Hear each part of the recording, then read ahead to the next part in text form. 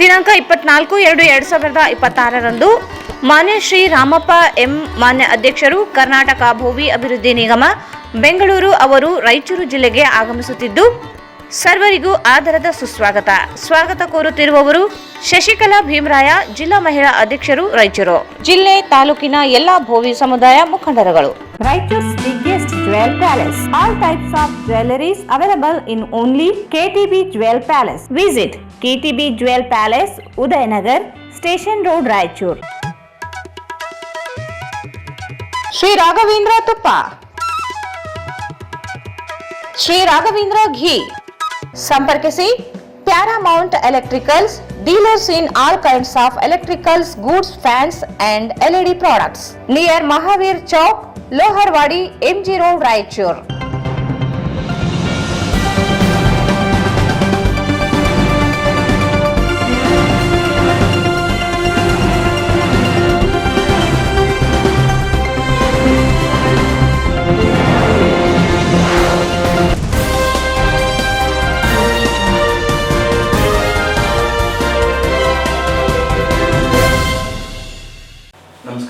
ಸ್ವಾಗತ. ಮೊದಲು ಮುಖ್ಯಾಂಶಗಳು. ಆತ್ಕೂರು ಸೀಮಾಂತರ ಜಮೀನಿನಲ್ಲಿ ದುರುದ್ದೇಶಪೂರ್ವಕವಾಗಿ ADLR DDLR ಹದ್ದುಬಸ್ ಅಮಾನತಿಗೆ ಆಗ್ರಹಿಸಿ ಮಾರ್ಚ್ 5ರಂದು ಪ್ರತಿಭಟನೆ. ಜಗದೀಶ್ ಗೌಡ. ಲಿಂಗತ್ವ ಮತ್ತು ಲೈಂಗಿಕ ಅಲ್ಪಸಂಖ್ಯಾತರಿಗೆ ಪ್ರತ್ಯೇಕ ನಿಗಮ 250 ಕೋಟಿ ರೂಪಾಯಿ ಅನುದಾನ ನೀಡಲಿ. ಮಹೇಶ್ ಪಾಟೀಲ್.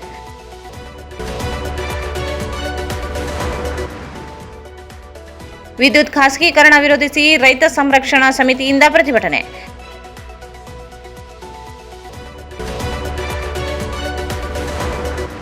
ಕನ್ನಡ ಮತ್ತು ತೆಲುಗು ಭಾಷಾ ಬಾಂಧವ್ಯ ಹುಟ್ಟಿದೆ ಕೃಷ್ಣದೇವರಾಯರ ಕಾಲದಿಂದ. ಕಿಶನ್ ರಾವ್.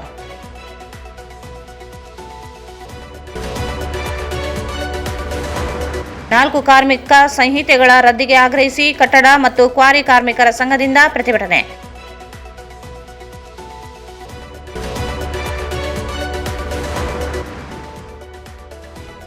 ರೌಡ್ಕುಂದದಲ್ಲಿ ಸಾಲಬಾಧೆಯಿಂದ ರೈತ ಆತ್ಮಹತ್ಯೆ.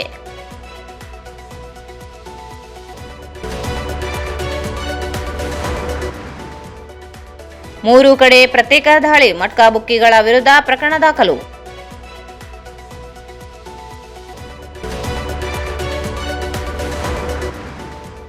ಮತ್ತು ಈಜಲು ಹೋದ ಯುವಕನ ಸಾವು.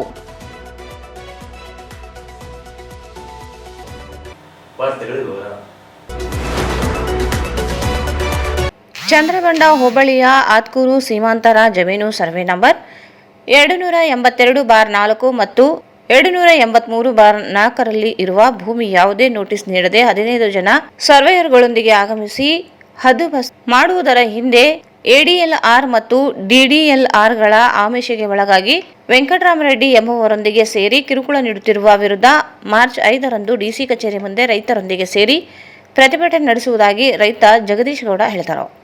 ಅವರು ಇಂದು ಮಾಧ್ಯಮಗೋಷ್ಠಿಯನ್ನು ಉದ್ದೇಶಿಸಿ ಮಾತನಾಡಿ 2025 ನವೆಂಬರ್ 4ರಂದು ಊರಿನಲ್ಲಿ ಇರದೇ ಇದ್ದಾಗ ವೆಂಕಟರಾಮರೆಡ್ಡಿ ಎಂಬುವವರು ಅರ್ಜಿ ಮೇರೆಗೆ ADLR ಮತ್ತು DDLRಗಳು 15 ಜನ ಸರ್ವೇಯರ್ಗಳೊಂದಿಗೆ ಹದ್ದುಬಸ್ತು ಮಾಡಲು ಬಂದಾಗ ಪ್ರಶ್ನಿಸಿದ್ದಕ್ಕೆ ನಿಂದಿಸಿ ಹಲ್ಲೆಗೆ ಯತ್ನಿಸಿದ್ದರು. ಈ ಕುರಿತು ಪ್ರಶ್ನಿಸಿದರೆ ಕರ್ತವ್ಯಕ್ಕೆ ಅಡ್ಡಿಪಡಿಸಿರುವುದಾಗಿ ಸುಳ್ಳು ದೂರು ನೀಡಿದರು.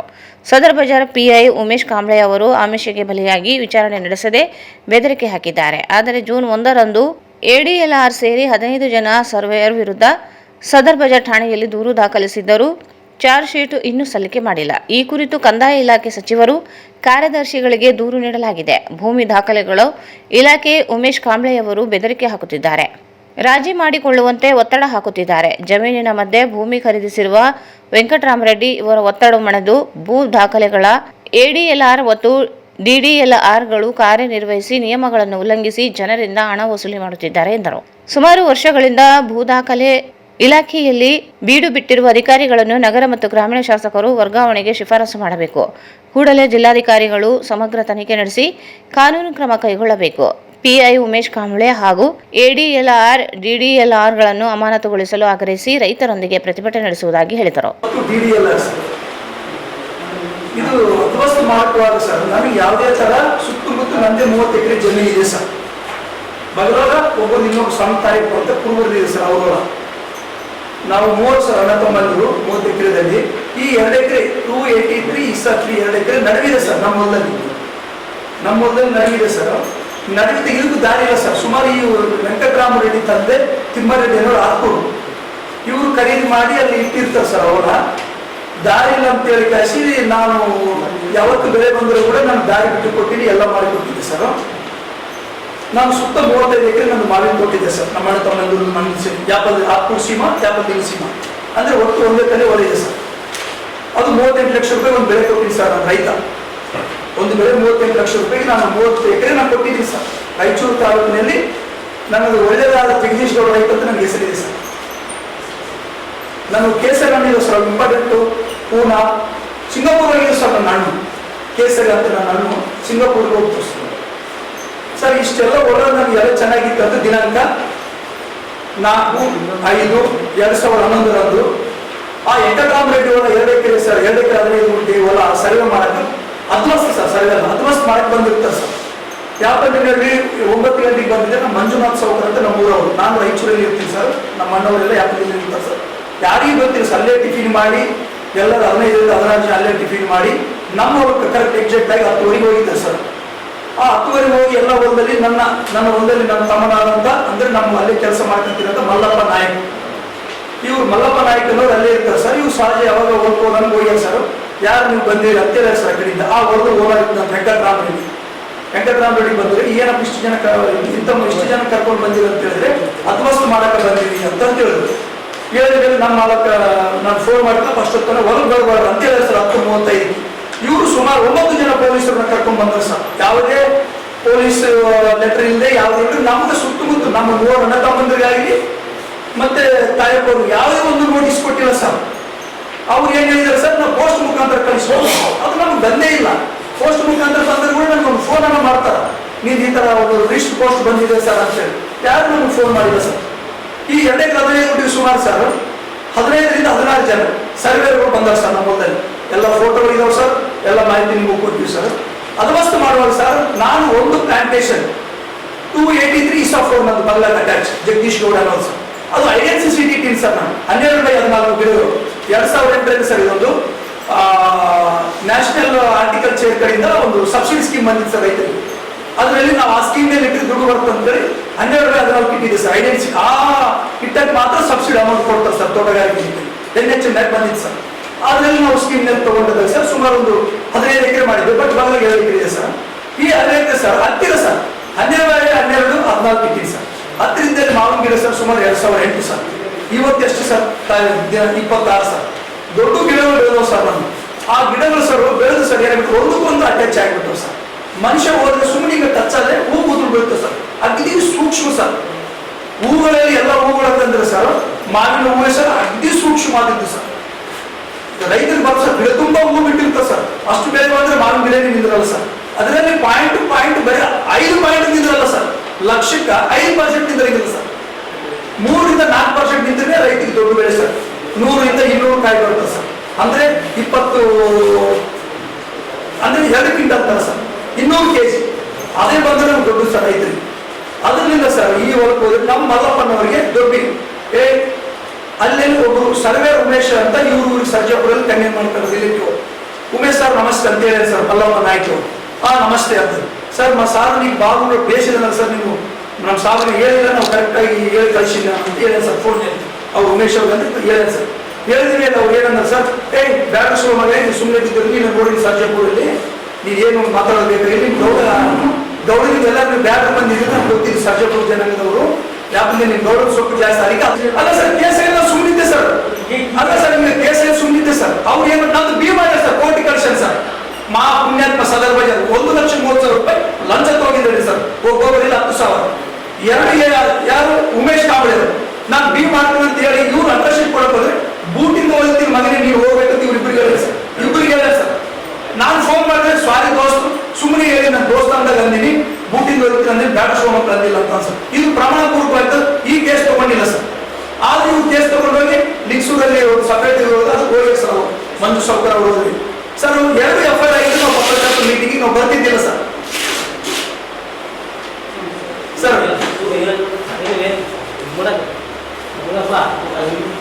ಸರ್ ನೀವು ಹೇಳಿದ ಅದಕ್ಕೆ ಸರ್ ಉತ್ತರ ಸರ್ ನೀವು ಕೇಳಿ ಕರೆಕ್ಟಿದೆ ಸರ್ ತಾವು. ನಾವು ಇಷ್ಟು ದಿನ ಯಾಕಾಯ್ತು ಅಂತಂದ್ರೆ ಸರ್ ಫ್ರೆಶ್ ಮೀಟಿಂಗ್ ಬಂದು 2 ಎಫ್ಐಆರ್ ಆಗಿವ ಕೋರ್ಟಿನಲ್ಲಿ ನೋಡೋಣ. ನಾವು ದೇಶದಲ್ಲಿ ಕೋರ್ಟ್ನಲ್ಲಿ ಚೆನ್ನಾಗಿದೆ ಅವು ಏನಿದ್ರು ನಾವು ಪತ್ರ ಅಲ್ಲಿ ಕೊಡೋಣ, ಅಲ್ಲಿ ಹೋರಾಟ ಮಾಡೋಣ ಅಂತ ನಾವು ಸುಮ್ಮನಿದ್ದೀವಿ ಸರ್. ಬಿ ಆಗಿ ನಂದು ಸರ್ 101 ಹತ ಮಾಡಿದ್ದು 107 ನಾನು ಮಾಡಿ ಸರ್. ಬೇಲ್ ತಗೊಂಡು ಸರ್ ನಾನು ಕಾನೂನಿ ಗೌರವ ಕೊಟ್ಟು ಬೇಲ್ ತಗೊಂಡು 12 ದಿನದಲ್ಲಿ ಹೋಗಿ ಎಫ್ಐಆರ್ ಕೊಟ್ಟರೆ ಎಫ್ಐಆರ್ 13 ಜನ ಮೇಲೆ ಕೊಟ್ಟಿವಿ ಸರ್. ಮಾಡಿದ್ರು ಸರ್ ಎಫ್ಐಆರ್ ಆಗಿದೆ. ಚಾರ್ಜ್ ಶೀಟ್ ಸರ್ ಮೊದಲು ಅವರೇ ನನ್ನ ಮೇಲೆ ಮಾಡಿದ್ರು ಸರ್ 107 ಸರ್. ಮತ್ತೆ ಚಾರ್ಜ್ ಶೀಟ್ ಅವ್ರು ಮೊದಲು ಸಬ್ಮಿಟ್ ಮಾಡ್ಬೇಕು ಸರ್ ಕೋರ್ಟ್ಗೆ. ನಮ್ದು ಹಿಂದಿನ ಒಂದು 20 ದಿನ ಲೇಟ್ ಆಗಿ ಸಬ್ಮಿಟ್ ಮಾಡ್ತಾರೆ ಸರ್.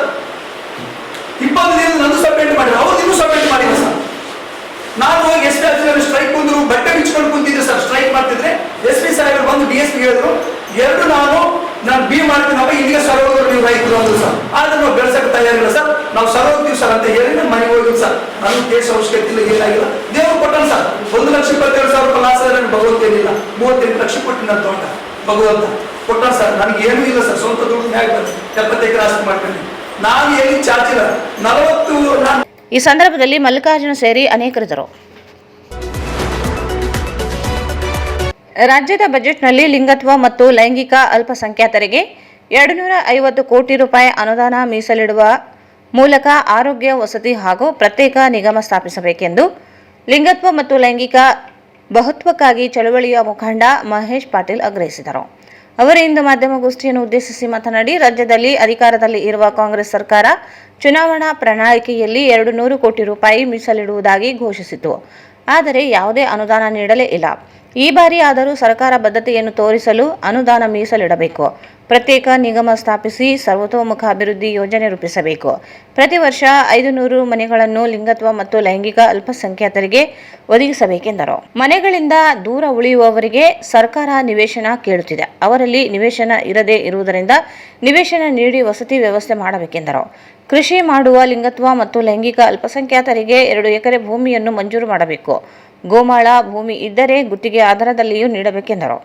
ಸ್ವಸಹಾಯ ಗುಂಪುಗಳಿಗೆ ಸಾಲ ವ್ಯವಸ್ಥೆ 2 ಲಕ್ಷ ರೂಪಾಯಿಗಳಿಗೆ ಸಬ್ಸಿಡಿ, ಪಿಂಚಣಿಯನ್ನು 2,000 ರೂಪಾಯಿಗಳಿಗೆ ಹೆಚ್ಚಿಸಬೇಕು. ಇಲ್ಲದೆ ಹೋದಲ್ಲಿ ಬೀದಿಗಿಳಿದು ಹೋರಾಟ ನಡೆಸುವುದಾಗಿ ಹೇಳಿದರು.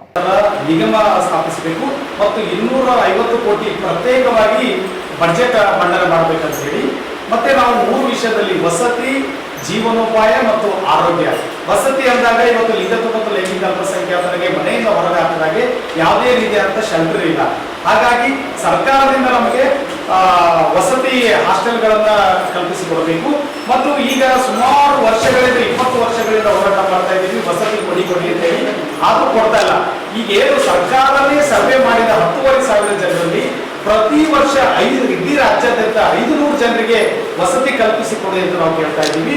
ಮತ್ತೆ ಯಾರೆಲ್ಲ ಲೈಂಗಿಕ ವೃತ್ತಿ ಮತ್ತು ಭಿಕ್ಷಾಟನೆ ಬಿಟ್ಟು ನಮಗೆ ಕೃಷಿಯಲ್ಲಿ ಆಸಕ್ತಿ ಇದೆ ಅಂದ್ರೆ ಅವರಿಗೆ 2 ಎಕರೆ ಭೂಮಿ, ಫಲವತ್ತಾದ ಭೂಮಿಯನ್ನು ಕೊಟ್ಟು ಅವರಿಗೆ ಕೃಷಿ ಮಾಡಲು ಅನುಕೂಲ ಮಾಡಿಕೊಡ್ಬೇಕಂತ ಹೇಳಿ, ಮತ್ತು ಬಿಸಿನೆಸ್ ಮಾಡೋದಕ್ಕೆ 2 ಲಕ್ಷ ರೂಪಾಯಿ ಕೊಡ್ಬೇಕಂತ ಹೇಳಿ ನಾವು ಅದನ್ನು ಕೇಳ್ತಾ ಇದ್ದೀವಿ.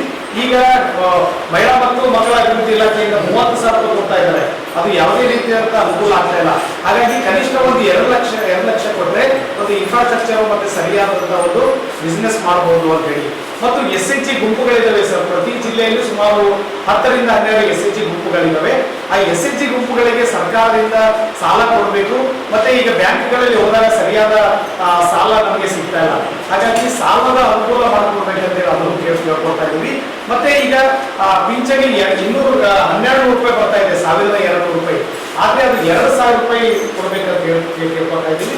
ಮತ್ತು ವಯಸ್ಸಾದವರಿಗೆ ಕನಿಷ್ಠ ಒಂದು 5,000 ರೂಪಾಯಿ ವೃದ್ಧಾಪ್ಯ ವೇತನ ಕೊಡಿ ಅಂತ ಕೇಳ್ಕೊಳ್ತಾ ಇದ್ದೀವಿ. ಮತ್ತೆ ಸೆಕ್ಸ್ ರಿಅಸೈನ್ಮೆಂಟ್ ಸರ್ಜರಿ ಅಂದ್ರೆ ಯಾರು ಈ ಟ್ರಾನ್ಸ್ ಜೆಂಡರ್ ಆಗುವವರು, ಗಂಡಾಗಿ ಹುಟ್ಟಿ ಹೆಣ್ಣಾಗುವ ಬಯಸುವವರು, ಅವರಿಗೆ SRS ಮಾಡ್ಕೊಳ್ಳಕ ಸುಮಾರು ಒಂದು 5 ಲಕ್ಷ ರೂಪಾಯಿ ಖರ್ಚಾಗುತ್ತೆ. ಹಾಗಾಗಿ ಸರ್ಕಾರ ಕೂಡ ಅದರ ಸಹಾಯಧನ ಮಾಡಬೇಕು. ಮತ್ತು ಕನಿಷ್ಠ ಒಂದು 6 ತಿಂಗಳು ಅವರು ಬೆಡ್ ರೆಸ್ಟ್ ಮಾಡಬೇಕಾಗುತ್ತೆ. ಅವರಿಗೆ ತಿಂಗಳಿಗೆ ಒಂದು 5,000 ರೂಪಾಯಿ ಅವರಿಗೆ ಪುನರ್ ವಸತಿ ನೆರವು ನೀಡಬೇಕಂತ ಹೇಳಿ ನಾವು ಕೇಳ್ಕೊಳ್ತಾ ಇದ್ದೀವಿ. ಇದೆಲ್ಲ ಮತ್ತು ಆಹಾರ, ವಸತಿ ಮತ್ತು ಜೀವನೋಪಾಯ, ಪ್ರತ್ಯೇಕವಾಗಿ ಆರೋಗ್ಯ SRS ಬಗ್ಗೆ ನಾವು ಕೇಳ್ತಾ ಇದ್ದೀವಿ. ಇವೆಲ್ಲವೂ ಕೂಡ ನಮ್ಮ ಹಕ್ಕೊತ್ತಾಯಗಳು ಏನಿದಾವೆ ಅದು ಸರ್ಕಾರಕ್ಕೆ ನಾವು ಮನವಿ ಸಲ್ಲಿಸ್ತಾ ಇದ್ದೀವಿ. ಈ ಒಂದು 2.5 ವರ್ಷ ಆದ್ರೂ ಕೂಡ ನಾವು ಬರೀ ಮೆಮೊರಾಂಡಮ್ ಕೊಡೋ ಮುಖಾಂತರ ನಾವು ಸಾಕಷ್ಟು ಬಾರಿ ಭೇಟಿ ಆದ್ರೂ ಕೂಡ ಯಾವುದೇ ಫಲಶ್ರುತಿ ಆಗ್ತಾ ಇಲ್ಲ. ಇನ್ನು ಮುಂದೆ ಈ ಇಡೀ ಏಕಕಾಲಕ್ಕೆ ಎಲ್ಲಾ ಜಿಲ್ಲೆಗಳಲ್ಲಿ ಕೂಡ ನಾವು ಪತ್ರಿಕಾಗೋಷ್ಠಿ ಮಾಡಿ ಸರ್ಕಾರಕ್ಕೆ ಒತ್ತಾಯ ಮಾಡ್ತಾ ಇದ್ದೀವಿ. ಮುಂದಿನ ತಿಂಗಳು ಏನು ಬಜೆಟ್ ಅಧಿವೇಶನ ಇದೆ, ಆ ಬಜೆಟ್ ಅಧಿವೇಶನದಲ್ಲಿ ಪ್ರತ್ಯೇಕವಾಗಿ ಹಣ 250 ಕೋಟಿ ಪ್ರತ್ಯೇಕವಾಗಿ ಬಜೆಟ್ ಮಂಡನೆ ಮಾಡಬೇಕಂತ ಹೇಳ್ಕೊಳ್ತಾ ಇದ್ದೀವಿ. ಅವರು ಮತ್ತೆ ನಮಗೆ ಯಾವುದೇ ರೀತಿಯಾದ ಸ್ಪಂದಿಸಲಿಲ್ಲ ಅಂದ್ರೆ ನಾವು ಬೀದಿಗಿಳಿದು ಹೋರಾಟ ಮಾಡಬೇಕಾಗುತ್ತೆ, ಜೈಲು ಬರೋ ಕಾರ್ಯಕ್ರಮಗಳು ಮಾಡಬೇಕಂತ ಹೇಳಿ ಆಪ್ತ ಮಿತ್ರ ಸಂಸ್ಥೆಯ ಅಂಬಮ್ಮ ಮಾತನಾಡಿ, ಸರ್ಕಾರ ಲಿಂಗತ್ವ ಮತ್ತು ಲೈಂಗಿಕ ಅಲ್ಪಸಂಖ್ಯಾತರಿಗೆ 1200 ರೂಪಾಯಿ ಪಿಂಚಣಿ ನೀಡಲಾಗುತ್ತಿದೆ. ದುಬಾರಿಯಾದ ಪ್ರಸ್ತುತ ದಿನಗಳಲ್ಲಿ ಜೀವನ ನಡೆಸುವುದು ಕಷ್ಟಕರವಾಗಿದ್ದು 2000 ಪಿಂಚಣಿ ನೀಡಬೇಕೆಂದರು. ವಸತಿ ಯೋಜನೆಯಡಿ ಮನೆಗಳನ್ನು ನಿರ್ಮಿಸಿಕೊಡಬೇಕೆಂದರು. ಹೋರಾಟಗಾರ ಎಂಆರ್ ಬೇರಿ ಮಾತನಾಡಿ, ಲಿಂಗತ್ವ ಮತ್ತು ಲೈಂಗಿಕ ಅಲ್ಪಸಂಖ್ಯಾತರು ಸಮಾಜದ ಭಾಗವಾಗಿದ್ದು ಗೌರವಯುತ ಜೀವನ, ಉದ್ಯೋಗ ಭದ್ರತೆ, ಆರೋಗ್ಯ ವ್ಯವಸ್ಥೆಯನ್ನು ಸರ್ಕಾರ ಖಾತ್ರಿ ನೀಡಬೇಕು. ಲಿಂಗತ್ವ ಅಲ್ಪಸಂಖ್ಯಾತರ ಮಧ್ಯೆ ಕೆಲ ಗೊಂದಲಗಳು ಇದ್ದು ಪರಿಹರಿಸುವ ಕೆಲಸ ನಡೆಯುತ್ತಿದೆ ಎಂದರು.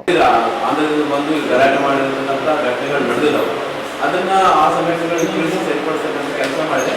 ಹಂಗೆ ಈ ಸಮುದಾಯದಲ್ಲಿ ಎಲ್ಲರೂ ಒಂದೇ ರೀತಿಯ ಕೆಲವರು ಹೆಚ್ಚು ಕಿರಿಕಿರಿ ಮಾಡೋರು ಇದ್ದಾರೆ, ಮತ್ತೆ ಬಹಳ ಸೌಮ್ಯವಾಗಿ ವರ್ತಿಸೋರು ಇದ್ದಾರೆ. ಸಮುದಾಯ ಸಹ ಅವ್ರನ್ನ ಏನು ರುಚಿಗಳಿಸ್ತಕ್ಕಂಥ ಕೆಲಸನೂ ಮಾಡೋದೇ ಆಗುತ್ತೆ. ಅಂಥ ಸಂದರ್ಭದಲ್ಲಿ ಅವರು ಭಿಕ್ಷಾಟನೆ ಮಾಡೋದ್ರಲ್ಲಿ ಸ್ವಲ್ಪ ಅತಿರೇಕಕ್ಕೆ ಹೋಗಿರೋ ಉದಾಹರಣೆಗಳಿದಾವ. ಅದಕ್ಕೆ ಸಮುದಾಯನೂ ಕಾರಣ ಆಗ್ತದೆ. ಅಲ್ಲಿ ಅವ್ರನ್ನ ಕಿಚಾಯಿಸ್ತಕ್ಕಂಥದ್ದು, ಚುನಾಯಿಸ್ತಕ್ಕಂಥದ್ದು ಆಗ್ತಿದ್ದಾವೆ, ಇಲ್ಲ ಅಂತಲ್ಲ.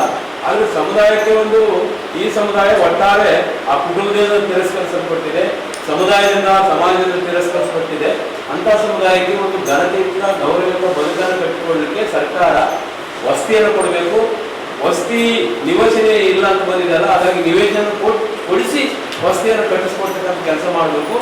ಜೊತೆಗೆ ಅವರಿಗೆ ಏನು ಉದ್ಯೋಗ ಅವಕಾಶಗಳಿಗಾಗಿ ಸಾಲ ಸೌಲಭ್ಯಗಳನ್ನು ಕೊಡಬೇಕು. ಅದು ಆಗಲೇ 2 ಲಕ್ಷ ಕೇಳಿದ್ದಾರೆ. ಇನ್ನೂ ಸಾಕಾಗಲ್ಲ. ಆಕ್ಚುಲಿ ಇದು ರಾಜ್ಯ ಮಟ್ಟದಲ್ಲಿ ಚರ್ಚೆ ಮಾಡಿ ಇನ್ನೂ ಹೆಚ್ಚಿಗೆ ಕೇಳಬೇಕಾಗ್ತದೆ. ಅಂದರೆ ದೇವದಾಸಿ ಪುನರ್ವಸತಿಯಲ್ಲಿ ಸಹ ಕನಿಷ್ಠ 5 ಲಕ್ಷನ ಕೊಡ್ಲಿಕ್ಕೆ ಒಪ್ಕೊಂಡಿದ್ದಾರೆ ಸರ್ಕಾರ. ಹಾಗಾಗಿ ಈ ವಿಶೇಷ ಗುಂಪನ್ನು ನಾವು ಬೆಂಬಲಿಸಬೇಕಾಗ್ತದೆ. ಇದಕ್ಕೆ ಗೌರವಯುತ ಬದುಕನ್ನು ಕಟ್ಟಿಕೊಳ್ಳಲಿಕ್ಕೆ ಅವರು ಆರ್ಗನೈಸ್ ಆಗಿದ್ದಾರೆ. ಹಾಗಾಗಿ ಮುಂದಿನ ದಿನಗಳಲ್ಲಿ ಬರೀ ಆ ಲಿಂಗತ್ವ ಮತ್ತು ಲೈಂಗಿಕ ಅಲ್ಪಸಂಖ್ಯಾತರ ಗುಂಪು ಅಷ್ಟೇ ಅಲ್ಲ, ಯಾರೇ ಈ ಸಂದರ್ಭದಲ್ಲಿ ವಿದ್ಯಾ ಪಾಟೀಲ್, ಕೆಪಿ ಅನಿಲ್ ಕುಮಾರ್ ಇದ್ದರು. ರೈತರ ಕೃಷಿ ಪಂಪ್ಸೆಟ್ಗಳಿಗೆ ಸ್ಮಾರ್ಟ್ ಕಾರ್ಡ್, ಡಿಜಿಟಲ್ ಮೀಟರ್ ಅಳವಡಿಕೆ ನಿರ್ಧಾರ ಕೈಬಿಡಬೇಕು. ಕೇಂದ್ರ ಮತ್ತು ರಾಜ್ಯ ಸರ್ಕಾರಗಳ ವಿದ್ಯುತ್ ಕ್ಷೇತ್ರವನ್ನು ಖಾಸಗೀಕರಣಗೊಳಿಸುವ ನೀತಿಯನ್ನು ಹಿಂಪಡೆಯಬೇಕೆಂದು ಆಗ್ರಹಿಸಿ ಕರ್ನಾಟಕ ರೈತ ಕೃಷಿ ಸಂರಕ್ಷಣಾ ಜಿಲ್ಲಾ ಸಮಿತಿ ವತಿಯಿಂದ ನಗರದ ಅಂಬೇಡ್ಕರ್ ವೃತ್ತದಲ್ಲಿ ಪ್ರತಿಭಟನಾ ಧರಣಿ ನಡೆಸಲಾಯಿತು. ರೈತರ ಕೃಷಿ ಪಂಪ್ಸೆಟ್ಗಳಿಗೆ ಸ್ಮಾರ್ಟ್ ಕಾರ್ಡ್, ಡಿಜಿಟಲ್ ಮೀಟರ್ ಅಳವಡಿಕೆ 10,000 ರೂಪಾಯಿ ಮುಂಗಡ ಹಣ ಪಾವತಿಸಲು ಶುಲ್ಕ ನಿಗದಿಪಡಿಸಿದೆ. ರೈತರಿಗೆ ತೊಂದರೆಯಾಗಲಿದ್ದು ಕೂಡಲೇ ಕೈಬಿಡಲು ಆಗ್ರಹಿಸಿದರು. ಕೇಂದ್ರ ಮತ್ತು ರಾಜ್ಯ ಸರ್ಕಾರಗಳು ವಿದ್ಯುತ್ ಕ್ಷೇತ್ರವನ್ನು ಖಾಸಗೀಕರಣಗೊಳಿಸಲು ವಿರೋಧಿಸಿ ಘೋಷಣೆ ಹಾಕಿದರು. ರೈತರಿಗೆ ವಿದ್ಯುತ್ ಪರಿಕರಗಳನ್ನು ಅಕ್ರಮ ಸಕ್ರಮ ಅಡಿಯಲ್ಲಿ ರೈತರಿಗೆ ಉಚಿತ ವಿದ್ಯುತ್ತನ್ನು ನೀಡಬೇಕು. ವಿದ್ಯುತ್ ಸಂಪರ್ಕಕ್ಕೆ ರೈತರ ಆಧಾರ್ ಜೋಡಣೆ ಮಾಡುವುದನ್ನು ನಿಲ್ಲಿಸಬೇಕು. ರೈತರ ಜಮೀನಿನಲ್ಲಿ 3ರಿಂದ 4 ಬೋರ್ವೆಲ್ಗಳು ಇದ್ದು ಅಂತರ್ಜಲ ಕಡಿಮೆಯಾಗಿದೆ. ಇಂತಹ ಸಂದರ್ಭಗಳಲ್ಲಿಯೂ ಸಹ ಸರ್ಕಾರ ಆಧಾರ್ ಜೋಡಣೆ ಮಾಡುತ್ತಿರುವುದು ರೈತರನ್ನು ಸಂಕಷ್ಟಕ್ಕೆ ಈಡಾಗುವಂತೆ ಮಾಡುವ ಆಧಾರ್ ಜೋಡಣೆ ಕೈಬಿಡಬೇಕೆಂದು ಒತ್ತಾಯಿಸಿದರು. ಸರ್ಕಾರ ವಿವಿಧ ಯೋಜನೆಯಡಿ ಟಿಸಿಗಳನ್ನು ಮಾತ್ರ ನೀಡುತ್ತಿದ್ದು ವಿದ್ಯುತ್ ಕಂಬ ಮತ್ತು ವೈರ್ಗಳನ್ನು ರೈತರು ತಮ್ಮ ಸ್ವಂತ ಖರ್ಚಿನಿಂದ ಭರಿಸಲು ಸಾಧ್ಯವಿಲ್ಲ. ಸರ್ಕಾರವೇ ಉಚಿತವಾಗಿ ನೀಡಬೇಕು. ಜಮೀನಿನಲ್ಲಿ ಮನೆ ನಿರ್ಮಿಸಿಕೊಂಡು ವಾಸವಾಗಿರುವ ರೈತರಿಗೆ, ವಿದ್ಯಾರ್ಥಿಗಳಿಗೆ, ಹೈನುಗಾರಿಕೆ ಮಾಡುವಂಥವರಿಗೆ ಸಂಜೆ 6 ಗಂಟೆಯಿಂದ ಬೆಳಗ್ಗೆ 6 ಗಂಟೆವರೆಗೆ ಸಮರ್ಪಕ ವಿದ್ಯುತ್ ಸರಬರಾಜು ಮಾಡಬೇಕು. ಭಾರತದಿಂದ ಆಮದು ಮಾಡಿಕೊಳ್ಳುವ ಸರಕುಗಳ ಮೇಲೆ 25% ಹೆಚ್ಚುವರಿ ಸುಂಕ ವಿಧಿಸುವ ಸಂಬಂಧ ಕರಡು ಅಧಿಸೂಚನೆಯನ್ನು ಅಮೆರಿಕ ಹೊರಡಿಸಿದೆ. ಡೊನಾಲ್ಡ್ ಟ್ರಂಪ್ ಆಡಳಿತದ ನಿರ್ಧಾರವು ಭಾರತದ ರಫ್ತುದಾರರ ಮೇಲೆ ತೀವ್ರ ಪರಿಣಾಮ ಬೀರಲಿದೆ. ಸರ್ಕಾರ ರದ್ದು ಮಾಡಬೇಕೆಂದು ಆಗ್ರಹಿಸಿದರು.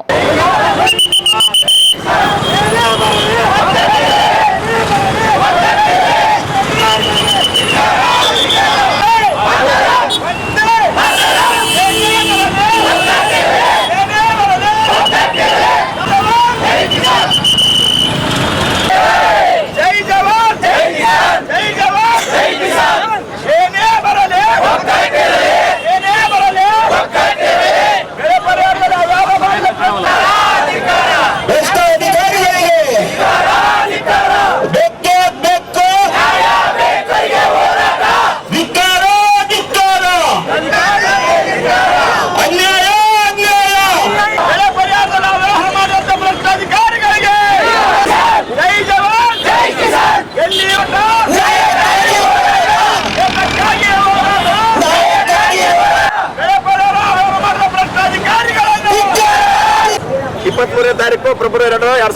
ರಂದು ಕರ್ನಾಟಕ ರೈತರ ಕೃಷಿ ಸಂರಕ್ಷಣಾ ಸಮಿತಿ ರೈತರ ಹಿತಕ್ಕಾಗಿ ಭ್ರಷ್ಟ ಅಧಿಕಾರಿಗಳ ವಿರುದ್ಧ ಏನು ಮೊನ್ನೆ ಮುಂಗಾರು ಬೆಳೆ ಪರಿಹಾರ ಘೋಷಣೆ ಮಾಡಿತ್ತು ಸರ್ಕಾರ, ಆ ಸರ್ಕಾರದಲ್ಲಿ ತಾರತಮ್ಯ ಮಾಡಿ ಭ್ರಷ್ಟಾಧಿಕಾರಿಗಳು, ಉದಾಹರಣೆಗಾಗಿ ರಾಯಚೂರು ತಾಲೂಕಿನ ಮರ್ಚಟ್ಟಾಳು, ದಿನ್ನಿ, ಇನ್ನೂ ಅನೇಕ ಹಳ್ಳಿಗಳಿದ್ದಾವೆ, ದಾಖಲೆ ಸಮೇತ ನಾವು ತಂದಿದ್ದೀವಿ.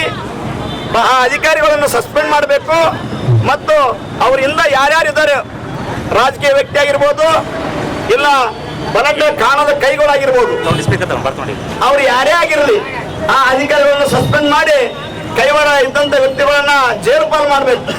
ಇಲ್ಲಾಂದ್ರೆ ನಮ್ಗೆ ನ್ಯಾಯ ಸಿಗೋ ತನಕ ನಾವು ಹೋರಾಟ ಕೊಟ್ಟು ಎದ್ದೇಳೋದಿಲ್ಲ. ಅದ ಒಂದು. ಮತ್ತೆ ಕೇಂದ್ರ ಸರ್ಕಾರ ಆಮದು ರಫ್ತು ಮಾಡ್ಕೊಂಡಿದೆ ಅಮೆರಿಕ ಜೊತೆ.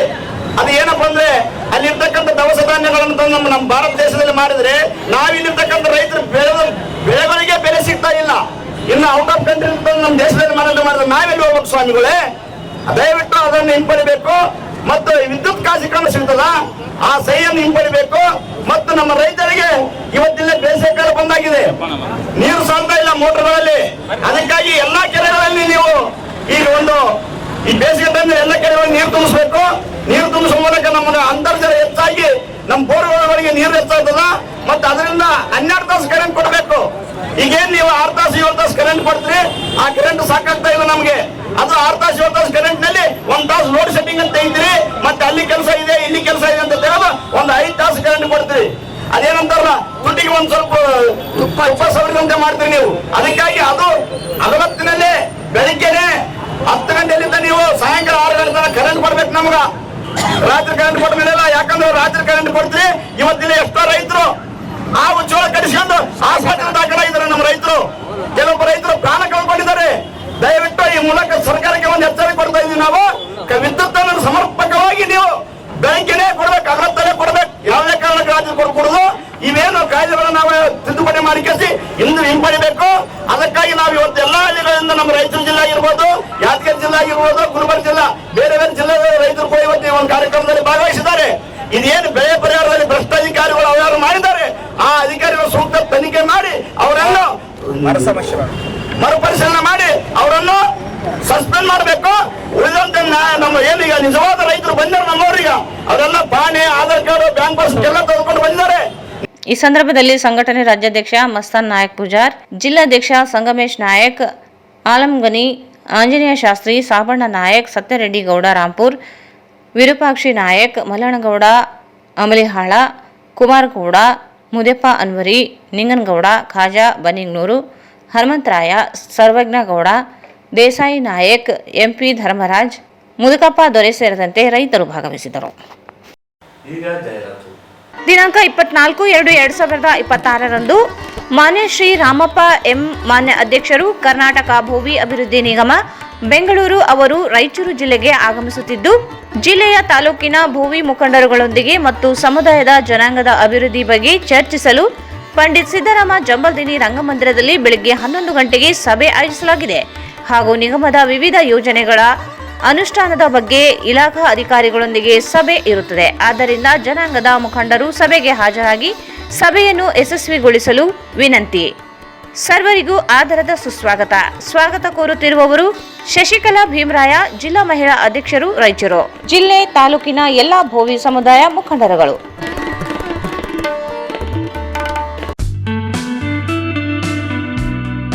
Raichur's biggest jewel palace. All types of jewelries available in only KTB Jewel Palace. 916 Allmark Gold Jewelries available. ವಿಶೇಷವಾಗಿ ಬಂಗಾರದ ಆಭರಣಗಳಾದ ನಮ್ಮಲ್ಲಿ ಫ್ಯಾನ್ಸಿ ಇಯರಿಂಗ್ಸ್, ಫ್ಯಾನ್ಸಿ ನೆಕ್ಲೆಸ್, ಮಾಂಗಲ್ಯ ಮತ್ತು ಬಳೆಗಳು, ಇನ್ನು ಅನೇಕ ತರಹದ ಆಭರಣಗಳು ದೊರೆಯುತ್ತವೆ. ಬೆಳ್ಳಿಯ ಆಭರಣಗಳಾದ ಕಾಲುಂಗುರ, ಕಾಲುಗೆಜೆ, ಬೆಳ್ಳಿಯ ಪೂಜಾ ಐಟಮ್ಸ್, ವಿವಿಧ ರೀತಿಯ ಆರ್ಟಿಕಲ್ಸ್ ದೊರೆಯುತ್ತವೆ. ರಾಯಚೂರಿನಲ್ಲಿ ಮೊಟ್ಟ ಮೊದಲ ಬಾರಿಗೆ ಯುವಕರಿಗಾಗಿಯೇ ಬ್ರಾಸ್ಲೆಟ್ಸ್, ಚೈನ್ಸ್, ಉಂಗುರಗಳು, ಇನ್ನು ಅನೇಕ ರೀತಿಯ ಡಿಸೈನ್ಸ್ ಆಭರಣಗಳು ದೊರೆಯುತ್ತವೆ.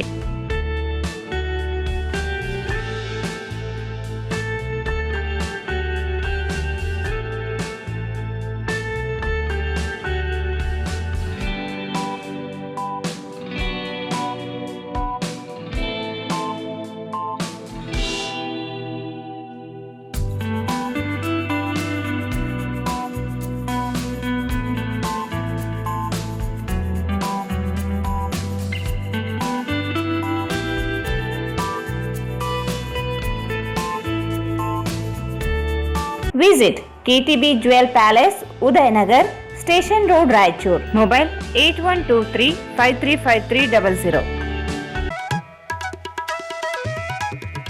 ಶ್ರೀ ರಾಘವೇಂದ್ರ ತುಪ್ಪ, ಶ್ರೀ ರಾಘವೇಂದ್ರ ಘೀ, ಶ್ರೀ ರಾಘವೇಂದ್ರ ತುಪ್ಪ, ಶ್ರೀ ರಾಘವೇಂದ್ರ ಘೀ. Paramount Electricals, dealers in all kinds of electrical goods, fans and LED products. ಈಗ ನಿಮ್ಮ ರಾಯಚೂರು ಮಹಾನಗರ ಪಾಲಿಕೆಯಲ್ಲಿ ಮೊಟ್ಟ ಮೊದಲ ಬಾರಿಗೆ 2000 ಚದುರ ಅಡಿಯ 2 ಮಳಿಗೆಗಳುಳ್ಳ ಬೃಹದಾಕಾರದ ಪ್ಯಾರಾಮೌಂಟ್ ಎಲೆಕ್ಟ್ರಿಕಲ್ಸ್ ಶೋರೂಮ್ ತೆರೆಯಲಾಗಿದೆ. ರಾಯಚೂರು ಜಿಲ್ಲೆಯ ಜನತೆ, ಎಲೆಕ್ಟ್ರಿಷಿಯನ್ಸ್, ಎಲೆಕ್ಟ್ರಿಕಲ್ಸ್ ಇಂಜಿನಿಯರ್ಸ್ ದೂರದ ಊರುಗಳಾದ ಬೆಂಗಳೂರು, ಹೈದರಾಬಾದ್ಗಳಿಗೆ ಹೋಗದೆ ಈಗ ನಮ್ಮ ರಾಯಚೂರಿನಲ್ಲಿ ಮ್ಯಾನುಫ್ಯಾಕ್ಚರಿಂಗ್ ದರದಲ್ಲಿ ಎಲ್ಲಾ ತರಹದ ಎಲೆಕ್ಟ್ರಿಕಲ್ಸ್ ಗೂಡ್ಸ್ ಗಳು ದೊರೆಯುತ್ತವೆ. Switch, plates, wires, fans, remote fans, ಹ್ಯೂಮರ್ಸ್, ಎಲ್ಲಾ ತರಹದ LED ಪ್ರಾಡಕ್ಟ್ ಗಳು ನಮ್ಮ ಒಂದೇ ಮಳಿಗೆಯಾದ ಪ್ಯಾರಾಮೌಂಟ್ ಎಲೆಕ್ಟ್ರಿಕಲ್ಸ್ ನಲ್ಲಿ ಮ್ಯಾನುಫ್ಯಾಕ್ಚರಿಂಗ್ ದರದಲ್ಲಿ ದೊರೆಯುತ್ತವೆ.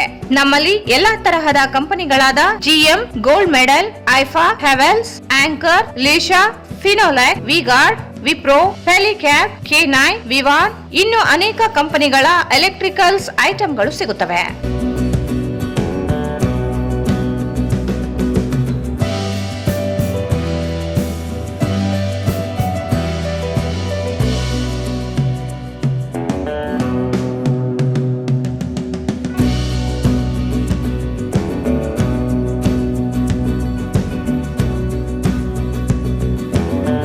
ಸಂಪರ್ಕಿಸಿ Paramount electricals, dealers in all kinds of electricals goods, fans and LED products, near Mahavir Chowk, Loharwadi, MG road, Raichur. Mobile 8861382770. ಮತ್ತೊಮ್ಮೆ ವಾರ್ತೆಗಳಿಗೆ ಸ್ವಾಗತ. ಕನ್ನಡ ಮತ್ತು ತೆಲುಗು ಭಾಷಾ ಬಾಂಧವ್ಯ ಹುಟ್ಟಿದೆ ಕೃಷ್ಣದೇವರಾಯ ಕಾಲದಿಂದ ಎಂದು ಹೈದರಾಬಾದಿನ ನೃಪತುಂಗ ಕಾಲೇಜಿನ ನಿವೃತ್ತ ಪ್ರಾಧ್ಯಾಪಕ ಗೋನವಾರ ಕಿಶನ್ರಾವ್ ಹೇಳಿದರು. ಅವರು ನಗರದ ಕನ್ನಡ ಭವನದಲ್ಲಿ ಜಿಲ್ಲಾ ಕನ್ನಡ ಸಾಹಿತ್ಯ ಪರಿಷತ್, ತಾಲೂಕು ಕನ್ನಡ ಸಾಹಿತ್ಯ ಪರಿಷತ್ ರಾಯಚೂರು ಹಾಗೂ ಶ್ರೀಮತಿ ವಿಮಲಾಬಾಯಿ ಭಗತ್ರಾಜ್ ನಿಜಾಂಕಾರಿ ಪ್ರತಿಷ್ಠಾನ ಇವರ ಸಹಯೋಗದೊಂದಿಗೆ ಶಿವುಬಾಯಿ ತುಳಜಾರಾಮ್ ನಿಜಾಂಕಾರಿ ದತ್ತಿ ಉಪನ್ಯಾಸ ಹಾಗೂ ಪ್ರೇರಣಾ ಪ್ರಶಸ್ತಿ ಪ್ರದಾನ ಸಮಾರಂಭ ಉದ್ದೇಶಿಸಿ ಮಾತನಾಡಿದರು. ಶ್ರೀ ಕೃಷ್ಣ ದೇವರಾಯನ ಆಸ್ಥಾನದಲ್ಲಿ ಅಷ್ಟದಿಗ್ಗಜರು ಕವಿಗಳು ಇದ್ದರು. ಈ ಹಿನ್ನೆಲೆಯಲ್ಲಿ ಕನ್ನಡ ಮತ್ತು ತೆಲುಗು ಭಾಷೆ ಒಂದು ರೀತಿಯ ಅನ್ಯೋನ್ಯ ಸಂಬಂಧವನ್ನು ಹೊಂದಿದೆ. ಕನ್ನಡ ಮತ್ತು ತೆಲುಗು ಅಕ್ಷರಗಳನ್ನು ನೋಡಿದಾಗ ಹೆಚ್ಚು ವ್ಯತ್ಯಾಸ ಕಂಡು ಬರುವುದಿಲ್ಲ. ಬಹಳಷ್ಟು ಅಕ್ಷರಗಳು ಒಂದೇ ತರಹ ಕಾಣುತ್ತವೆ. ಕನ್ನಡ ಬಲ್ಲವರು ತೆಲುಗನ್ನು ಸರಳವಾಗಿ ಓದಬಹುದಾಗಿದೆ ಎಂದರು. ಸಾಹಿತ್ಯ ಚರಿತ್ರೆಯ ಕಾಲಘಟ್ಟಗಳನ್ನು ವಿವರಿಸುತ್ತಾ ತೆಲುಗು ದ್ರಾವಿಡ ಭಾಷಾ ವರ್ಗಕ್ಕೆ ಸೇರಿದೆ ಲಿಪಿಯಾಗಿದೆ. ಪ್ರತಿಯೊಂದು ಭಾಷೆಗೂ ತನ್ನದೇ ಆದ ಅಸ್ಮಿತೆ ಇದೆ. ಈ ಹಿನ್ನೆಲೆಯಲ್ಲಿ ತೆಲುಗಿನಲ್ಲಿ ರಚಿತವಾದ ಅನೇಕ ಕಾವ್ಯಗಳನ್ನು ಕನ್ನಡಕ್ಕೂ ಅನುವಾದವಾಗಿವೆ ಎಂದರು. ಬೇರುಗಳು ಇರೋದು ಇಲ್ಲಿ, ನಾನು ಮರವಾಗಿ ಬೆಳೆದದ್ದು ತೆಲಂಗಾಣದಲ್ಲಿ. ಸೊ ಬೇರನ್ನು ನಾನು ಯಾವ ಸಂದರ್ಭದಲ್ಲಿಯೂ ಯಾವ ಕಾಲದಲ್ಲಿಯೂ ಮರೆಯಲಿಕ್ಕೆ ಸಾಧ್ಯ ಇಲ್ಲ. ನೀವು ಒಂದು ಮಾತು ಹೇಳಬೇಕು, ಅಲ್ಲಿ ಎಲ್ಲರೂ ಕೇಳ್ತಾರೆ ನನಗೆ, ಅಷ್ಟು ಕನ್ನಡಿಗರು. ಮತ್ತು ಹೈದರಾಬಾದಿನ ಬಗ್ಗೆ ಒಂದೆರಡು ಮಾತು ಹೇಳಬೇಕಂತಂದರೆ, ಅಲ್ಲಿ ಮುಂದಿನ ವರ್ಷ 100 ಸಂವತ್ಸರಗಳನ್ನು ಅಂದರೆ 1 ಶತಮಾನವನ್ನು ಪೂರೈಸುವ ಕರ್ನಾಟಕ ಶಿಕ್ಷಣ ಸಮಿತಿಯ ಮ್ಯಾನೇಜ್ಮೆಂಟಿನ ಆಶ್ರಯದ ನೃಪತುಂಗ ವಿದ್ಯಾಸಂಸ್ಥೆಗಳಿವೆ. ನಾವು ನೃಪತುಂಗನ ಹೆಸರೇ ಇಟ್ಟಿದ್ದೀವಿ. ಆ ನೃಪತುಂಗನೇ ಹೇಳಿದ, ನಿಮಗೆಲ್ಲ ಗೊತ್ತಿದೆ, ಕವಿರಾಜ ಮಾರ್ಗದಲ್ಲಿ ಆ ಶ್ಲೋಕ ಬರ್ತದೆ. ಕಾವೇರಿಯಿಂದ ಮಾ ಗೋದಾವರಿ ವರಬೆರ್ದ ನಾಡಾದ ಕನ್ನಡಗೋಳು ಭಾವಿಸದ ಜನಪದಂ ವಸುಧಾ ವಲಯ ವಿಲೀನ ವಿಷದ ವಿಶೇಷ. ಮತ್ತು ಅಂತಹ ಆಗಿನ ಕನ್ನಡ ನಾಡಿನಲ್ಲಿ ನಾನಿದ್ದೇನೆ. ಬರೀ ನಾನಲ್ಲ, ಪಂಪನೂ ಇದ್ದ ಅಂತ. ಇವತ್ತಿಗೂ ತೆಲುಗರು ಪಂಪ ತೆಲುಗುರವನೇ ಅಂತಾರೆ. ನಾನು ಹೇಳ್ತೇನೆ ಅವರಿಗೆ, ತೆಲುಗುರವನು ಪಂಪ, ಕನ್ನಡಕ್ಕೆ ಬಂದು ಸೆಟ್ಲಾದ, ಕನ್ನಡದವನು ನಾನು ಇಲ್ಲಿ ಬಂದು ಸೆಟ್ಲ್ ಆಗೀನಿ. ಪಂಪಗೂ ನನಗೂ ಒಂದು ವಿಧವಾದಂತಹ ಹೋಲಿಕೆ ಹೇಳಬೇಕಂತ ನನಗೆ ಅನಿಸ್ತಾ ಇಲ್ಲ. ಆದರೂ ಒಂದು ಔಪಚಾರಿಕವಾಗಿ ದತ್ತಿ ಉಪನ್ಯಾಸದಲ್ಲಿ ನಾನು ಹೇಳಲಿಕ್ಕೆ ಪ್ರಯತ್ನ ಮಾಡ್ತೇನೆ. ಅದು ನಾನು 40 ವರ್ಷ ಕಲಿಸಿದಂತಹ ವಿಷಯವೂ ಹೌದು. ಶಾಸನಗಳಿಂದ ಹಿಡಿದು ಅಥವಾ ಅದಕ್ಕಿಂತ ಮೊದಲು 2ನೇ ಶತಮಾನದಲ್ಲಿನೇ ಕನ್ನಡ ಇತ್ತು. ಕನ್ನಡ ಭಾಷೆಯ ಮೊಟ್ಟ ಮೊದಲನೆಯ ಪದ ಇಸಿಲ ಅಂತ, ಅದು ಗ್ರೀಕ್ ನಾಟಕಗಳಲ್ಲಿ ಬಂತು ಅಂತ ನಮಗೆ ಒಂದು ದಾಖಲೆಗಳು ಹೇಳಿಕೊಡ್ತವೆ. ಆ ನಂತರ ಕನ್ನಡವನ್ನು ನಾವು ನಮ್ಮ ಅಧ್ಯಯನದ ಅನುಕೂಲಕ್ಕಾಗಿ ಪೂರ್ವ ಹಳೆಗನ್ನಡ, ಹಳೆಗನ್ನಡ, ನಡುಗನ್ನಡ ಮತ್ತು ಹೊಸಗನ್ನಡ ಅಂತ ವಿಭಾಗಗಳನ್ನು ಮಾಡಿಕೊಂಡಿದ್ದೇವೆ. ಹಾಗೆ ನೋಡಿದರೆ ಕನ್ನಡವೇ ಅಧ್ಯಯನ ದೃಷ್ಟಿಯಿಂದ ಅದು ನಾವು ಮಾಡಿಕೊಂಡಂತಹ ಒಂದು ಕ್ಲಾಸಿಫಿಕೇಶನ್ ಅಥವಾ ಅಧ್ಯಕ್ಷತೆಯನ್ನು ತಾಲೂಕು ಕನ್ನಡ ಸಾಹಿತ್ಯ ಪರಿಷತ್ತಿನ ಅಧ್ಯಕ್ಷ ಡಾಕ್ಟರ್ ಬಿ ವಿಜಯರಾಜೇಂದ್ರ ಅವರು ವಹಿಸಿ ಮಾತನಾಡಿ, ಇಂದಿನ ಉಪನ್ಯಾಸ ಅತ್ಯಂತ ವಿಶೇಷವಾಗಿತ್ತು. ಇಡೀ ಸಾಹಿತ್ಯ ಚರಿತ್ರೆಯನ್ನು, ಇತಿಹಾಸವನ್ನು ಮೆಲುಕು ಹಾಕುತ್ತಾ ಕನ್ನಡ ಮತ್ತು ತೆಲುಗು ಭಾಷೆ ಸಾಂಸ್ಕೃತಿಕ ಬಾಂಧವ್ಯ ಕುರಿತು ಬೆಳಕು ಚೆಲ್ಲಿರುವುದು ಅತ್ಯಂತ ಪ್ರಸ್ತುತವಾಗಿದೆ ಎಂದರು. ಕಲ್ಲರಳೆ ಹೂವಾಗಿ ಎಲ್ಲರಿಗೆ ಬೇಕಾಗಿ ಮಲ್ಲಿಕಾರ್ಜುನ ಶಿಖರಕ್ಕೆ ಬೆಳಕಾಗಿ ಬಲ್ಲವರು ಹೇಳಿರಿ ಸರ್ವಜ್ಞಂತ ಈ ವಚನ ಈ ಅಮ್ಮ ಬಯೋಡಾಕ್ಸ್ ಓದಿದಾಗ ನನಗೆ ಅನಿಸಿತ್ತು. ಅದನ್ನೇ ಹಿಂದಿಟ್ಟುಕೊಂಡು ಅವರಿಗೆ ಈ ದಿನ ಅವರಿಗೆ ಪ್ರಸ್ತುತಿಗೊಳ್ಳಲಾಗ್ತವೆ.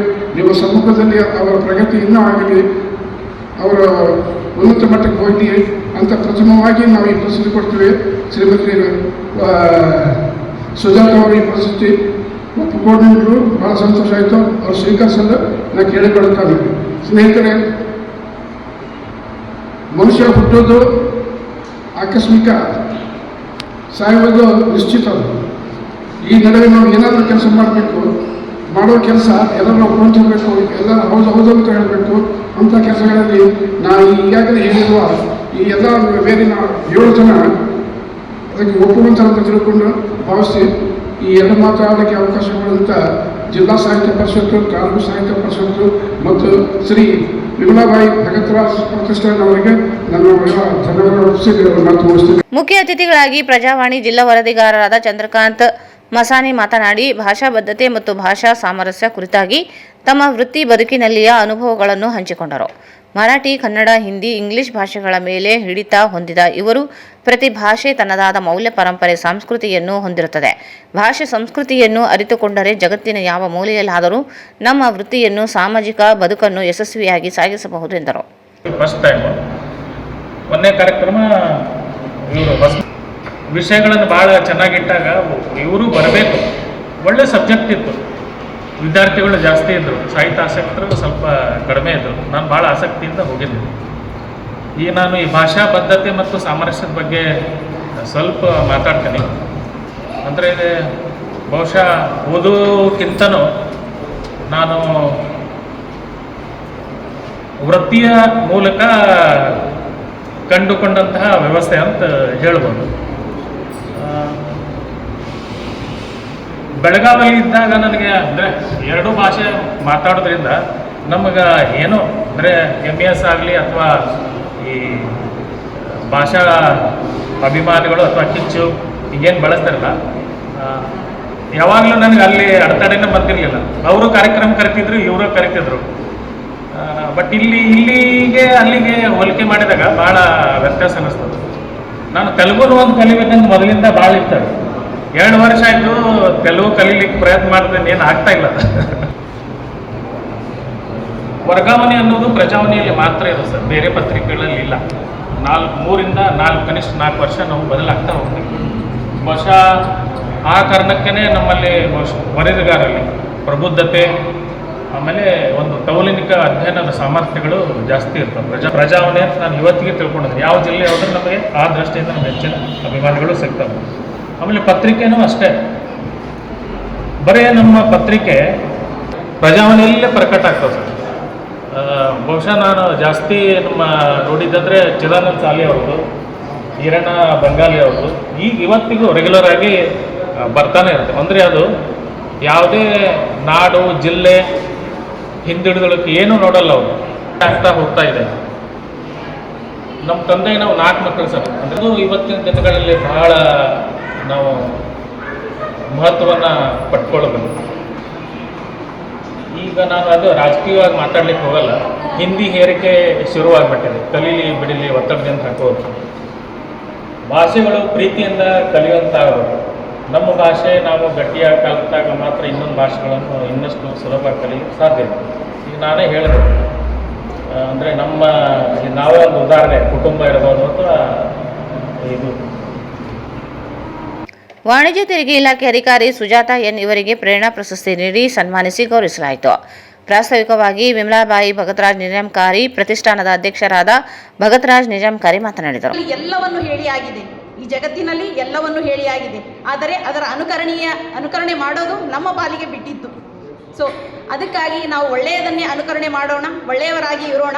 ಒಳ್ಳೆಯವರಾಗಿ ಇದ್ದಿದ್ದಕ್ಕೆ ಈ ಒಂದು ಸಮಾರಂಭಕ್ಕೆ ಎಲ್ಲರೂ ಬಂದಿದ್ದೀವಿ ಅಂತ ಹೇಳ್ತಾ, ನಿನ್ನೆ ನನಗೆ ಭಗತ್ರಾಜ್ ಸರ್ ಅವರು ನನ್ನ ಕಾರ್ಯಾಲಯ ಕಚೇರಿಗೆ ಆಮಂತ್ರಣ ಕೊಡಲು ಅಂದರೆ ದೂರವಾಣಿ ಮೂಲಕ ಕರೆ ಮಾಡಿ, ಮೇಡಮ್ ನಿಮಗೆ ಆಮಂತ್ರಣ ಕೊಡಲು ಬರ್ತಾ ಇದ್ದೀನಿ ಅಂತ ಹೇಳಿದರು.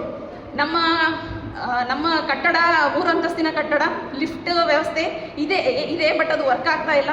ಬಟ್ ಅವರ ಚಟುವಟಿಕೆ, ಅವರ ಉತ್ಸಾಹ ನೋಡಿದರೆ ನನಗೆ 3 ಅಂತಸ್ತಿನ ಕಟ್ಟಡದಲ್ಲಿ ನನ್ನ ಕಚೇರಿ ಇರೋದು ಪೂರ್ತಿ ಕೊನೆ ಮೇಲ್ಗಡೆ.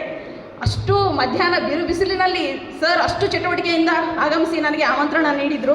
ಸೊ ಆ ಉತ್ಸಾಹ ಸರ್ಗೆ ದೇವರು ಕರುಣಿಸಲಿ. ಇದೇ ರೀತಿಯಾಗಿ ನನ್ನಂತಹ ಸಾಧಕರಿಗೆ ಪ್ರತಿ ವರ್ಷವೂ ಕೂಡ ಅವರ ಪ್ರತಿಷ್ಠಾನದಿಂದ ಪ್ರಶಸ್ತಿಯನ್ನು ಕೊಡುವಂತಾಗಲಿ. ಅವರ ಕುಟುಂಬಕ್ಕೆ ದೇವರು ಒಳ್ಳೆಯ ಆಯುಷ್ಯ ಆರೋಗ್ಯವನ್ನು ಕೊಟ್ಟು ಕಾಪಾಡಲಿ. ಈ ಸಭೆಯಲ್ಲಿ ಜಿಲ್ಲಾ ಕನ್ನಡ ಸಾಹಿತ್ಯ ಪರಿಷತ್ತಿನ ನಿಕಟಪೂರ್ವ ಅಧ್ಯಕ್ಷರಾದ ಡಾಕ್ಟರ್ ಬಸವಪ್ರಭು ಪಾಟೀಲ್ ಬೆಟ್ಟದೂರು, ಸಾಹಿತಿಗಳಾದ ಶ್ರೀನಿವಾಸ ಗಟ್ಟು, ಬಶೀರ್ ಅಹಮದ್ ಉಸ್ಮನಿ, ವೆಂಕಟರಾವ್ ಕುಲಕರ್ಣಿ ವೇದಿಕೆಯ ಮೇಲೆ ಉಪಸ್ಥಿತರಿದ್ದರು. ಜಿಲ್ಲಾ ಕನ್ನಡ ಸಾಹಿತ್ಯ ಪರಿಷತ್ತಿನ ನಿಕಟಪೂರ್ವ ಅಧ್ಯಕ್ಷರಾದ ಡಾಕ್ಟರ್ ಬಸವಪ್ರಭು ಪಾಟೀಲ್ ಬೆಟ್ಟದೂರು ಅವರನ್ನು ಮಾನ್ವಿಯಲ್ಲಿ ಜರುಗುವ 11ನೇ ಸಾಹಿತ್ಯ ಸಮ್ಮೇಳನದ ಸರ್ವಾಧ್ಯಕ್ಷರಾಗಿ ಆಯ್ಕೆಯಾಗಿದ್ದಕ್ಕೆ ಪರಿಷತ್ ವತಿಯಿಂದ ಸನ್ಮಾನಿಸಿ ಗೌರವಿಸಲಾಯಿತು. ಶ್ರೀಯುತ ಶಿವುಬಾಯಿ ತುಳಜಾರಾಮ್ ನಿಜಾಂಕಾರಿ ಅವರ ಈ ದತ್ತಿ ಉಪನ್ಯಾಸ ಬಂಡಾಯ ಸಾಹಿತ್ಯ ಅಂತ ಇತ್ತು. ಆ ವಿಷಯದ ಮೇಲೆ ಇವತ್ತು ನಾವು ಕನ್ನಡ ಮತ್ತು ತೆಲುಗು ಭಾಷಾ ಸಂಸ್ಕೃತಿಯ ಬಾಂಧವ್ಯ ಅಂತಕ್ಕಂಥ ವಿಷಯದ ಮೇಲೆ ಇವತ್ತಿನ ಉಪನ್ಯಾಸವನ್ನು ಏರ್ಪಡಿಸಿದ್ವಿ. ನಿಜವಾಗಲೂ ಇಡೀ ಕನ್ನಡ ಸಾಹಿತ್ಯ ಚರಿತ್ರೆಯನ್ನೇ ನಮ್ಮ ಮುಂದುಗಡೆ ಬಿಚ್ಚಿಟ್ಟಿರ್ತಕ್ಕಂತಹ ಹಿರಿಯರು, ಅವರಿಗೆ ನಿಜವಾಗ್ಲೂ ಕೂಡ ತುಂಬ ಹೃದಯದ ಕೃತಜ್ಞತೆಗಳನ್ನು ಪರಿಷತ್ತಿನ ವತಿಯಿಂದ ನಾವು ಸಲ್ಲಿಸ್ತೇವೆ. ಯಾಕಂದರೆ ಬಹಳ ವಿಶೇಷವಾಗಿ ನಮ್ಮ ರಾಯಚೂರು 2 ಗಡಿ ಭಾಗದಲ್ಲಿರ್ತಕ್ಕಂಥದ್ದು. ಅಂದರೆ ನಾವು ಕನ್ನಡದ ಜೊತೆಗೆ ತೆಲುಗುವನ್ನು ಈ ವೇದಿಕೆ ಬಿಟ್ಟು ನಾವು ತೆಳಗಿಳಿದು ಹೋಗ್ಬಿಟ್ರೆ ಒಂದೇ ಮಾತಾಡ್ತೀವಿ, ಮತ್ತು ಏನು ಸರ್ ಒಗ್ಗರಣೆ ಬಾಗುಂಡದ ಅಂತ ಕೇಳ್ತೀವಿ ನಾವು. ಅಂದರೆ ಅಷ್ಟು ತೆಲುಗು ಮತ್ತು ಕನ್ನಡವನ್ನು ನಾವು 2 ಭಾಷೆಯನ್ನು ನಮ್ಮ ರಾಯಚೂರು ನಗರದಲ್ಲಿ ಅದನ್ನು ಬಳಸ್ತಾ ಇದ್ದೇವೆ. ಸೊ ಆ ಹಿನ್ನೆಲೆಯಲ್ಲಿ ಇವತ್ತು ಕನ್ನಡ ಮತ್ತು ತೆಲುಗು ಭಾಷೆಯ ಸಾಂಸ್ಕೃತಿಕ ಬಾಂಧವ್ಯವನ್ನು ಭಾಳ ಉತ್ತಮವಾಗಿರ್ತಕ್ಕಂತಹ ಉಪನ್ಯಾಸವನ್ನು ಶ್ರೀಯುತರು ಇವತ್ತು ನಮಗೆ ನೀಡಿದ್ದಾರೆ.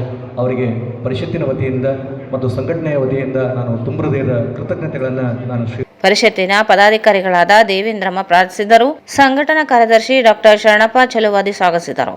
ವೈಶಾಲಿ ಪಾಟೀಲ್ ನಿರೂಪಿಸಿದರು. ಗೌರವ ಕಾರ್ಯದರ್ಶಿ ರಾವುತರಾವ್ ಅವರು ವಂದಿಸಿದರು. 4 ಕಾರ್ಮಿಕ ವಿರೋಧಿ ಸಂಹಿತೆಗಳನ್ನು ಹಿಂಪಡೆಯಬೇಕು ಸೇರಿದಂತೆ ಕಟ್ಟಡ ಕಾರ್ಮಿಕ ವಿವಿಧ ಬೇಡಿಕೆ ಈಡೇರಿಕೆಗೆ ಒತ್ತಾಯಿಸಿ ಕರ್ನಾಟಕ ರಾಜ್ಯ ಕಟ್ಟಡ ಕಟ್ಟುವ ಮತ್ತು ಕಲ್ಲು ಒಡೆಯುವ ಕ್ವಾರಿ ಕಾರ್ಮಿಕ ಸಂಘ ವತಿಯಿಂದ ನಗರದ ಟಿಪ್ಪು ಸುಲ್ತಾನ್ ಉದ್ಯಾನವನದಲ್ಲಿ ಪ್ರತಿಭಟನೆ ನಡೆಸಲಾಯಿತು. ಕಾರ್ಮಿಕರ ರಕ್ಷಣೆಗಾಗಿ ಸಂಪತ್ತು 1923ರಿಂದ 1996ರ ನಡುವೆ ಜಾರಿಗೆ ತಂದ 44 ಕಾರ್ಮಿಕ ಕಾನೂನುಗಳನ್ನು ಪುನಃ ಸ್ಥಾಪಿಸಬೇಕು. ಕಟ್ಟಡ ಮತ್ತು ಇತರೆ ನಿರ್ಮಾಣ ಕಾರ್ಮಿಕರ ಉದ್ಯೋಗ ನಿಯಂತ್ರಣ ಮತ್ತು ಸೇವಾ ಷರತ್ತುಗಳ ಕಾಯ್ದೆ 1996 ಮತ್ತು ಕಟ್ಟಡ ಮತ್ತು ಇತರೆ ನಿರ್ಮಾಣ ಕಾರ್ಮಿಕರ ಕಲ್ಯಾಣ ಸೆಸ್ ಕಾಯ್ದೆ 1996 ಪುನಃ ಸ್ಥಾಪಿಸಿ ಸಂಪೂರ್ಣವಾಗಿ ಜಾರಿಗೆ ತರಬೇಕೆಂದು ಆಗ್ರಹಿಸಿದರು. ರಾಜ್ಯ ಮತ್ತು ಕೇಂದ್ರಾಡಳಿತ ಪ್ರದೇಶಗಳು ಪ್ರಾದೇಶಿಕ ಪರಿಸ್ಥಿತಿಗಳಿಗೆ ಸೂಕ್ತವಾದ ಪ್ರತ್ಯೇಕ ಕಾರ್ಮಿಕ ಕಾನೂನುಗಳನ್ನು ರೂಪಿಸುವ ಹಕ್ಕನ್ನು ಉಳಿಸಿಕೊಳ್ಳಲು ಅವಕಾಶ ನೀಡಬೇಕು. ದೇಶದಾದ್ಯಂತ ಎಲ್ಲ ಕಟ್ಟಡ ಮತ್ತು ನಿರ್ಮಾಣ ಕಾರ್ಮಿಕರ ಪ್ರಯೋಜನಗಳನ್ನು ಪಡೆಯಲು ಇಎಸ್ಐ, ಪಿಎಫ್ ಮತ್ತು ಇತರೆ ಸಾಮಾಜಿಕ ಭದ್ರತಾ ಯೋಜನೆಗಳ ಅಡಿಯಲ್ಲಿ ನೋಂದಾಯಿಸಿಕೊಳ್ಳಬೇಕು. ಎಲ್ಲ ನಿರ್ಮಾಣ ಕಾರ್ಮಿಕರಿಗೆ ಕನಿಷ್ಠ 36,000 ಮಾಸಿಕ ವೇತನ ನಿಗದಿಪಡಿಸಬೇಕು.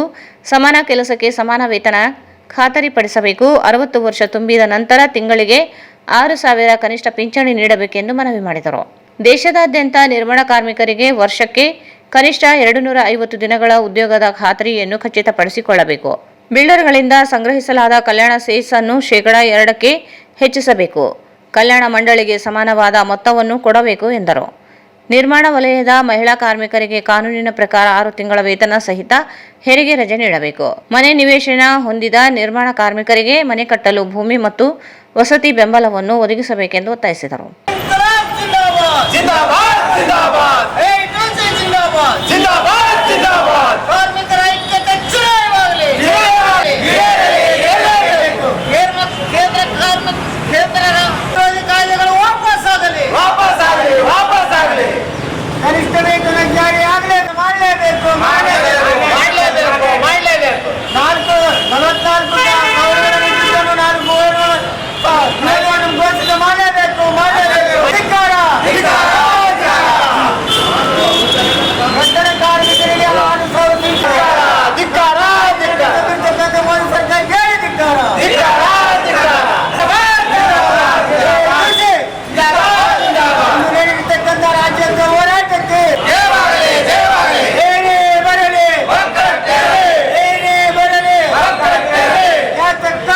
ಈ ಸಂದರ್ಭದಲ್ಲಿ ಜಿಲ್ಲಾಧ್ಯಕ್ಷ ಆನಂದಪ್ಪ, ಜಿಲ್ಲಾ ಮುಖಂಡ ಚಂದ್ರಶೇಖರ್ ಕ್ಯಾಟ್ನಟ್ಟಿ, ಪ್ರಧಾನ ಕಾರ್ಯದರ್ಶಿ ಎಂಡಿ ಜಾಫರ್, ಸಂಗಯ್ಯ ಸ್ವಾಮಿ ಚಿಂಚರ್ಗಿ, ಕಲ್ಲಮ್ಮ ಕಲ್ಮಾಲ, ನಾಗರಾಜ್ ಕಲ್ಮಾಲ, ಹನುಮಂತು, ಅಬ್ರಹಂ, ಪ್ರಕಾಶ್, ಆಂಜನೇಯ, ಕರಿಲಿಂಗ, ನರಸಿಂಹಲು, ಸಂಗಯ್ಯ, ದೊಡ್ಡ ತಿಮ್ಮಪ್ಪ ಸೇರಿದಂತೆ ಅನೇಕರಿದ್ದರು.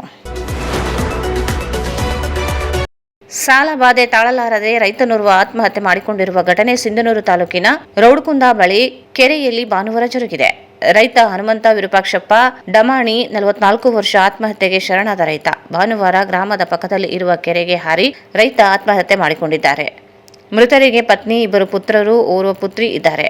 ಮೃತ ರೈತರಿಗೆ ಸರ್ಕಾರಿ ಸ್ವಾಮ್ಯದ ಬ್ಯಾಂಕುಗಳಲ್ಲಿ ಸುಮಾರು 10 ಲಕ್ಷ ರೂಪಾಯಿ ಹಾಗೂ ಖಾಸಗಿಯಾಗಿ 10 ರಿಂದ 12 ಲಕ್ಷ ರೂಪಾಯಿಗಳ ಸಾಲ ಇತ್ತು ಎಂದು ಕುಟುಂಬದ ಮೂಲಗಳು ತಿಳಿಸಿವೆ.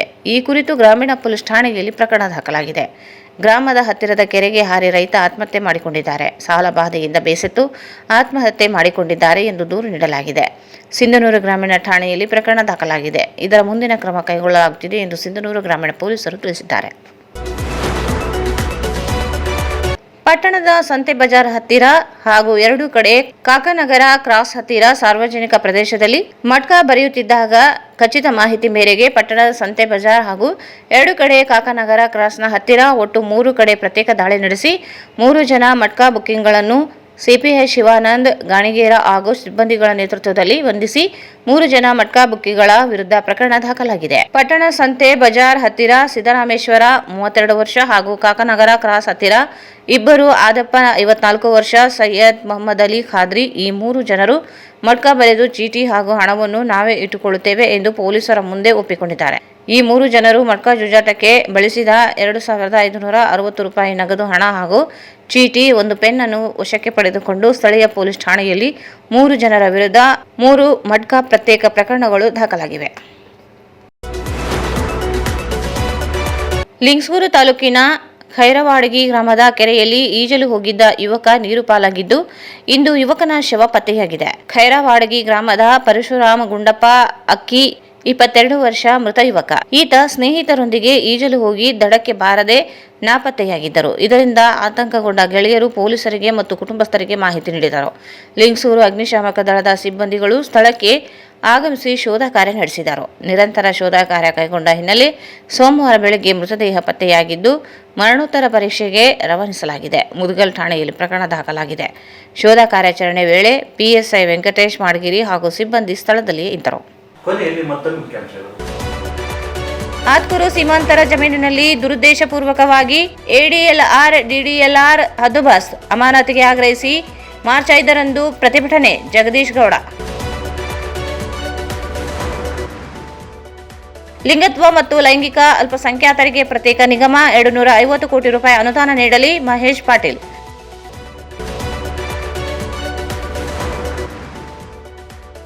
ವಿದ್ಯುತ್ ಖಾಸಗೀಕರಣ ವಿರೋಧಿಸಿ ರೈತ ಸಂರಕ್ಷಣಾ ಸಮಿತಿಯಿಂದ ಪ್ರತಿಭಟನೆ.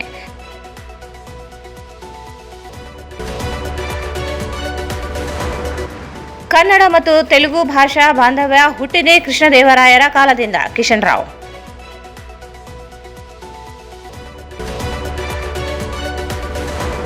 ನಾಲ್ಕು ಕಾರ್ಮಿಕ ಸಂಹಿತೆಗಳ ರದ್ದಿಗೆ ಆಗ್ರಹಿಸಿ ಕಟ್ಟಡ ಮತ್ತು ಕ್ವಾರಿ ಕಾರ್ಮಿಕರ ಸಂಘದಿಂದ ಪ್ರತಿಭಟನೆ.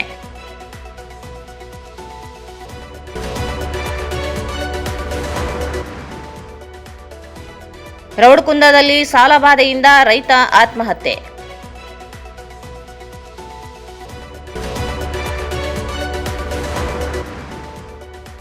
ಮೂರು ಕಡೆ ಪ್ರತ್ಯೇಕ ದಾಳಿ. ಮಟ್ಕಾ ಬುಕ್ಕಿಗಳ ವಿರುದ್ಧ ಪ್ರಕರಣ ದಾಖಲು.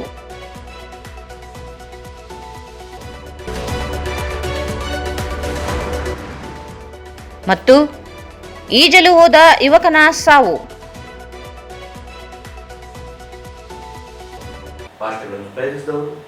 ದಿನಾಂಕ 24/2/2026ರಂದು ಮಾನ್ಯ ಶ್ರೀ ರಾಮಪ್ಪ ಎಂ ಮಾನ್ಯ ಅಧ್ಯಕ್ಷರು ಕರ್ನಾಟಕ ಭೋವಿ ಅಭಿವೃದ್ಧಿ ನಿಗಮ ಬೆಂಗಳೂರು ಅವರು ರಾಯಚೂರು ಜಿಲ್ಲೆಗೆ ಆಗಮಿಸುತ್ತಿದ್ದು ಸರ್ವರಿಗೂ ಆದರದ ಸುಸ್ವಾಗತ. ಸ್ವಾಗತ ಕೋರುತ್ತಿರುವವರು ಶಶಿಕಲಾ ಭೀಮರಾಯ, ಜಿಲ್ಲಾ ಮಹಿಳಾ ಅಧ್ಯಕ್ಷರು, ರಾಯಚೂರು ಜಿಲ್ಲೆ, ತಾಲೂಕಿನ ಎಲ್ಲಾ ಭೋವಿ ಸಮುದಾಯ ಮುಖಂಡರುಗಳು. Raichur's biggest jewel palace. All types of jewelries available in only KTB Jewel Palace. Visit KTB Jewel Palace, Udayanagar, Station Road, Raichur.